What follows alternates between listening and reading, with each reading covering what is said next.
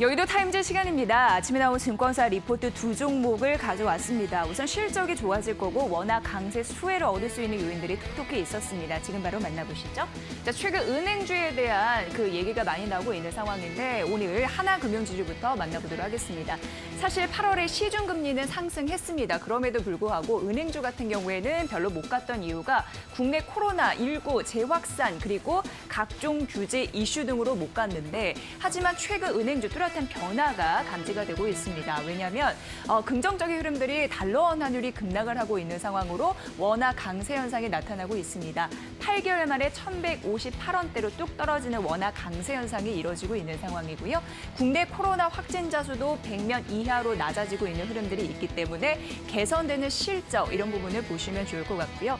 만약 업종 전반에 긍정적인 흐름들이 포착이 된다면 하나금융 같은 경우에는 낮은 PBR 수준, 저평가 매력이 있다는 거고 그리고 높은 자본 비율, 양호한 자산 건전성, 우월한 배당력 이런 부분으로 탑픽 종목 주도주가 될 가능성이 있다라고 얘기하고 있고요.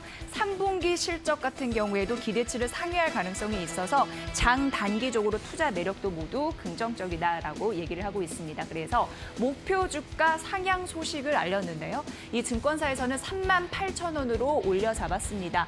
이익 추정치 상향 때문에라고 얘기가 되고 있는 상황이고요. 3분기 추정 순이익 같은 경우에는 6,710억 원으로 컨센서스를 큰 폭 상회할 것이다라는 예상들이 나타나고 있습니다. 이게 이제 긍정적인 흐름일지 보시고요. 현재 한 900억 원 정도 환율 그런 딴의 영향 때문에 외환 환산익이 추가될 것이다라고 예상되는데 이 증권사에서는 900억 원으로 예상하지만 실적단에서는 한 500억 원 추정하기 때문에 정말 900억 원 정도 나타나준다면 실적이 더 가파르게 우리에게 좋은 실적 성청도를 가져다 줄 수 있다라고 얘기를 하고 있는 상황입니다. 자, 이 부분도 보도록 하겠습니다. 은행주의 수익성 지표인 순이자 마진을 이 님이라고 하는데 님이 현재 4bp 정도 하락하고 있는 상황입니다. 여기 보시면 그 차이가 나타나고 있는데 하지만 대출 성장률은 높아지고 있는 상황이죠. 지금 3분기 저희가 확인해드리고 있는 상황인데 3분기 2.5%로 늘고 있는 상황이라서 결국 순이자 이익이 개선이 될 것이다라는 긍정적인 흐름들이 현재 포착되고 있는 상황입니다. 자, 그리고 대손 충당금 이 부분도 보셔야 될 것 같은데요. 대손 충당금이 1,200억 원 정도 낮아질 것이다라고 얘기가 되고 있는 상황이고요. 또 자본에 대한 흐름들도 잠시 만나보면 보통주 자본 비율이라는 게 있습니다. 이렇게 쓰던데요. 이게 지금 12.2로 3분기 올라가는 흐름들이 나타나고 있는데 보통주 자본 비율에 대한 자본에 대한 긍정적인 흐름들 있는 상황이고요. 또 배당 수익률 이런 부분도 긍정적인데 배당 수익률이 7.3%라고 합니다. 은행주 중에서는 가장 높은 흐름들입니다. 결국 하나금융지주 같은 경우에는 정책 신뢰도 향상 이게 긍정적이라고 하고 대표적인 원화 강세 수혜주로 분류가 되고 있습니다. 그래서 목표 주가 상향했고요. 38,000원으로 올려잡았으니까 이 부분 참고해 보시면 될 것 같습니다. 하나금융지주 만나봤고요. 자, 두 번째는 오뚜기입니다. 오뚜기는 매수 유지했는데 그 이유를 알아보도록 하겠습니다.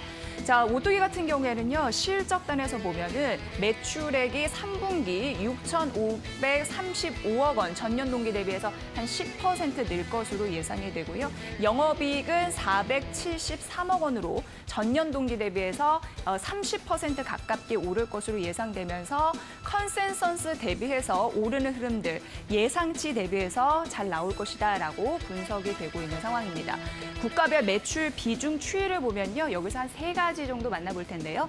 농수산 가공품류를 보시면 될 것 같습니다. 이걸 보시면 코로나19 때문에 내식 수요가 급증을 했고 또 집밥, 이 가공밥에 대한 수요가 있으면서 매출 비중 중에 이 성장률이 가장 두드러지는 섹터다라고 하면서 긍정적으로 얘기를 한 상황이고요.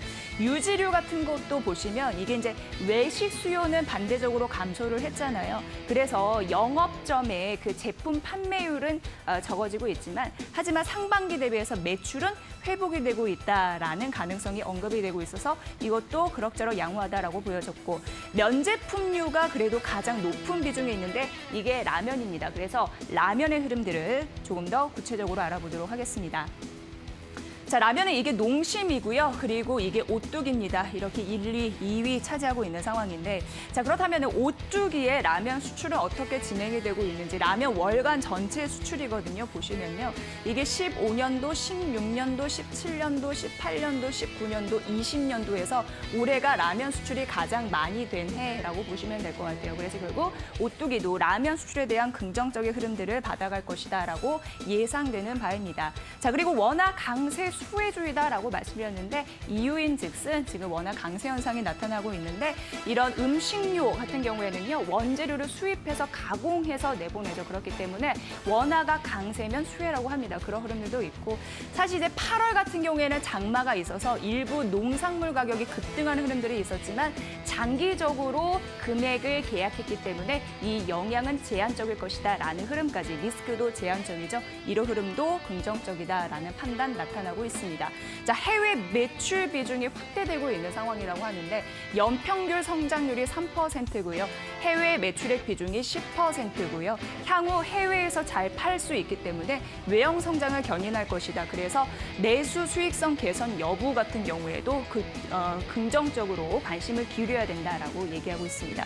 결국 두 종목은 워낙 강세 수에 더불어서 실적 개선에 대한 모멘텀이 있는 상황이고요. 오뚜기는 목표 주가 65만 원으로 유지했으니까 이 부분 살펴보시면 될 것 같습니다. 자, 오늘 하나금융지주와 오뚜기까지 만나봤습니다. 여의도 타임즈 시간이었습니다.